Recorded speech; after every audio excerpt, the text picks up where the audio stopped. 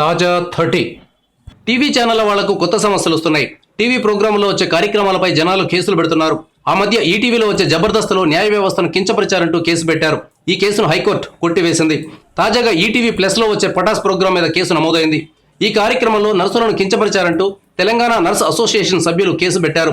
మార్చి 4వ తేదీన ప్రసారమైన పటాస్ కార్యక్రమంపై వీరు అభ్యంతరం వ్యక్తం చేస్తున్నారు. నా పేరు సుస్మిత, నర్సింగ్ ఆఫీసర్స్ అసోసియేషన్ ప్రధాన కార్యదర్శి. నేను మరి 4వ తారీఖు ఈటీవీ ప్లస్ ఛానల్లో రాత్రి 9 గంటలకు ప్రసారమైనటువంటి పటాస్ ప్రోగ్రాంలో నర్సెస్ ని అతి దారుణంగా వారిపై కామెంట్లు చేయడం జరిగింది. మేము వాళ్ళు చేసే పనులకు మేము వేలెత్తే చూపించే పొజిషన్ లో మేము ఉన్నాం, కానీ వాళ్ళతో మేము చూయించుకునే పొజిషన్ లో లేము. కాబట్టి ఈ రోజు మేము మాకు న్యాయం జరుగుతుందని ఎల్బీ నగర్ పోలీస్ స్టేషన్ కు వచ్చి వారిపై ఫిర్యాదు ఇవ్వడం జరిగింది.